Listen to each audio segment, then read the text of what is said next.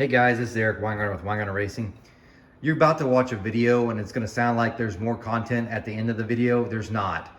I was going to put one video having what I'm about to talk about, which is the comments from why I didn't tell the brand of this head, and also how to actually port a head.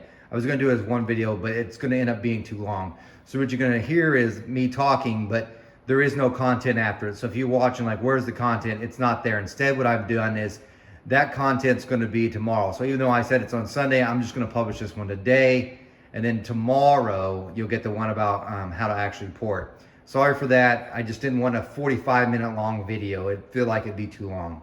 As you're watching the video you're about to see, I said I did $40,000 in sales with this company that makes this head. That was for this year.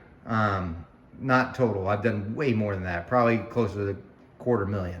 Anyway, there's that. Also, even though I've got 5,700 or so subscribers, and I appreciate all of you, the company that makes that head could care less. Just telling you. I forgot to put that in the video. But here's the video about why I didn't say the name of the brand of the heads. Thanks for sticking around. Hey guys, this is Eric Weingarten with Weingarten Racing. Today's Sunday, so it's a tech video, and today's video is actually on how to actually port heads. I'm going to show you what burrs I use, how to use them, and how the way you can use them so you can get straighter lines when you're porting, things to avoid doing, and how to actually make it work. So in other words, I'll be telling you how to grind the heads, the most basic fundamental points of it. So hopefully that might help some of you so that you could do your work will look better, and then it will conform to better shape. Anyway, before I do that, I would like to say some things about my last video. My last video, if you haven't watched it, it got way more views than I thought, which was called Nothing But Problems. And if you don't want to hear this, I'd recommend skipping forward probably 5 minutes. We'll get to the actual content from this video. There's a cool fast forward feature that YouTube has. If on your phone, you can do that real quick. But I really do want to address some things, because whenever I watch YouTube, I don't really leave comments or even look at comments. But I know some people feel the need to, and that's perfectly okay to do. But there were so many comments left on the last video that I don't have time to respond to all of them. So hence, I would like to bring them up right now. So one of the most common comments I heard from the last video is, why didn't you mention the brand of the heads that had problems? And I'm going to do my best to explain why, but it might sound like word vomiting because I'm not going to do another take of this. Here's the reason why I didn't name the brand, and several reasons. One, if you don't look at this head and already know what brand it is, then you weren't researching this head. So I'm just being straight up honest with you. If you were looking to buy this head, you would already know by looking at this, without looking at the ends of the head, which brand it was. And don't leave in the comments, I'll just delete it, because I don't think it's fair. If I don't mention it, you shouldn't either. That's one thing. So that's part of it. The other part is, just because they messed up this one head doesn't mean that the rest of their heads are garbage. You know, things happen. Think about where you work. You know, and I've worked in manufacturing too. You can have a guy that's takes really good care of his product or whatever he's doing and does a good job, another one that doesn't. Now, then you've got somebody else that doesn't. He's just there to collect a paycheck, let's be honest. So he does whatever and it goes out. Now, it doesn't mean there's not quality check at that place. It just means sometimes things kind of slip through. I don't think it's right to, and several people said you should definitely name the brand and you should expose them. That's Karen behavior, okay? I could see it if they were actively, intentionally messing up my business. But I don't feel right about doing that. If that ever happens, I just choose never to do business with them again. However, it's almost a symbiotic relationship with this company. Just to give you an idea, I've spent 40 grand with this company as of the date. It's a little bit over, but 40 grand on cylinder heads from this company. And that sounds like a lot of money, and it is a lot of money, no doubt. But I can promise you, if I said, you know what, I'm going to stop doing business with you, period, they could care less. Because 40 grand, even though it's a large amount of money to most of us, that's a drop in the bucket for the amount of total business they are. have. So there's no desire for them to keep me as a customer. That's what I'm trying to get at. As much as the only reason why they deviated slightly is because they don't want to lose more customers. But honestly, they could care less if they lost me. And it's not coming from their mouth. I'm seeing it from their business standpoint. When they do, millions of dollars, 40 grand is not that big a deal. That big deal. The other part of it is, let's say I drop them. Do you know that this head right here, only 2 companies make it? That's why if you were researching this one, you'd already know it's between one of the 2. And if you'd ever done research, you know exactly which one it is. Only 2 companies make this head. So who am I going to go to? The other one? Because I've used the other one and it wasn't as good. So you're kind of stuck. Do you want this one? You're going to have to deal with issues. Now, here's another reason for not just getting upset and just naming that company. Every single cylinder head company I've ever dealt with has had issues. Period. At least one thing has come through that's been wrong. Whether it be Dart, Brodix, Profiler, Trip Flow, every single one you can name, I've had at least one problem with. Period. So there's no company that's out there that I've had 0 issues with ever, as far as cylinder heads go. I don't even get into the Chinese ones. They're the same. By the way, someone pointed, don't buy Chinese. This isn't even a Chinese head. Neither was the other head. Anyway, every company is going to make mistakes, including myself.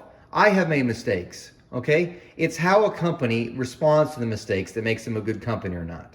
And I'll tell you my mistake. I'm going to go ahead and share, because most companies never tell when they do something bad. I'm going to tell you something I did bad and how I responded. So I'm going to make it quick. I'm sorry if it makes the video longer. You could skip through. Real simple. This has been probably 10 years ago. I got a good deal of a set of EQ heads.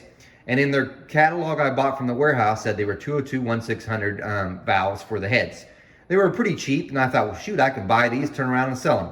I sold 3 sets. And I think I had bought 4. I was on my 4th set. And I thought, you know what? I haven't checked this. And I probably should have, but I need to check this. Because I was going to do a back cut on the valve, so I lapped in the valve and I was going to do the back cut, and I noticed the lapping and I was like, it's not right where it should be.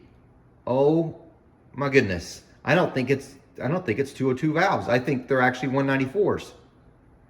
So all the other heads that I'd sent out, because I didn't lap them at that time, and that's the reason I learned, they were all sent out with 202 valves, 1600 exhaust valves, and none of them were cut out that way. They were cut out for 194 150s.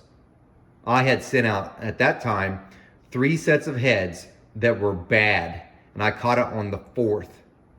So, did any customer call me during that time and say, hey man, you messed up the heads? Nope.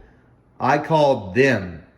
So I called, of the 3 customers, 2 of them hadn't installed, and I said, bring it back please. I need to fix that. I need to cut them out to 202 and put the correct valves in before I mess up. The 3rd one had it on an engine and had been running it. So he hadn't ran it long. I think he'd had it like a month. And I said, I'm going to hate to do this, but sir, I really need you to take those heads off. And he's like, what?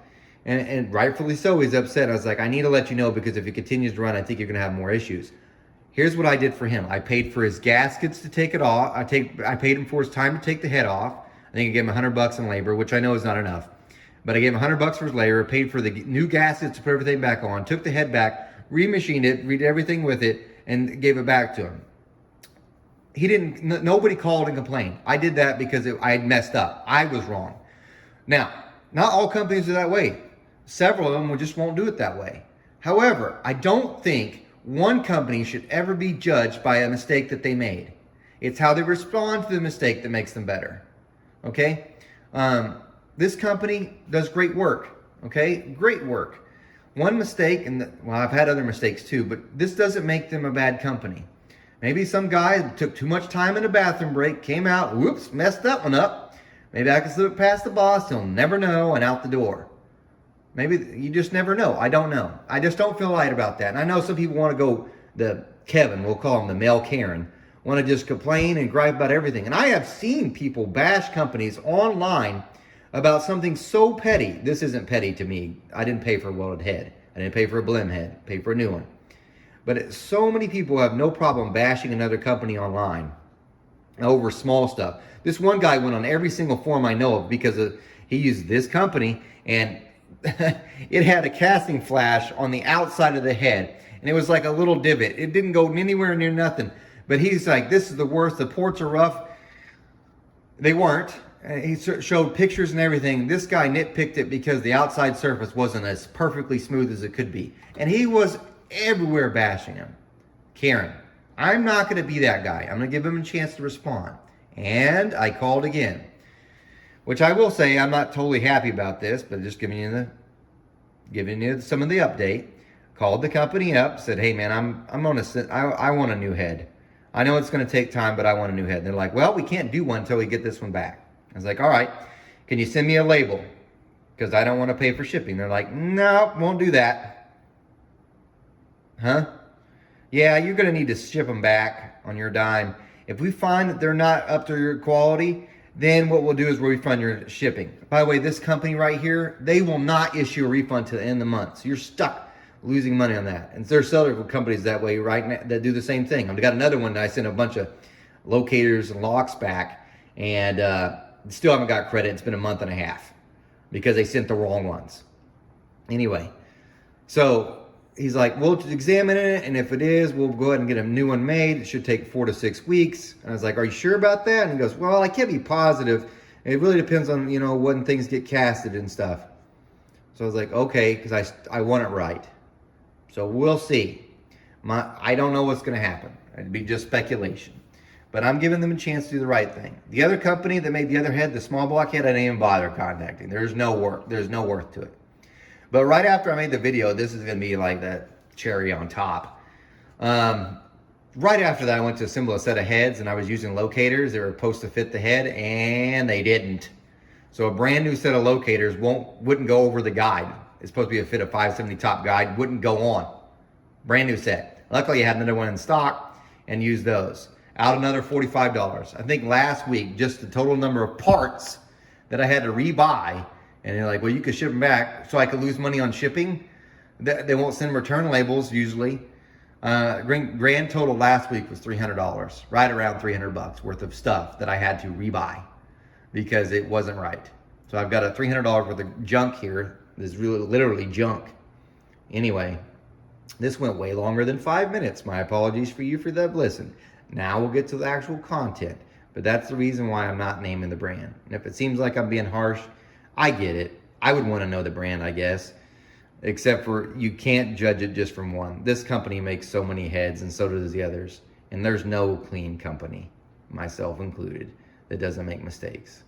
So, but anyway, let's get to the comment. All right, let's get to the actual content. And sorry if it went so long, but I thought I'd address it. All right, let's get to the content.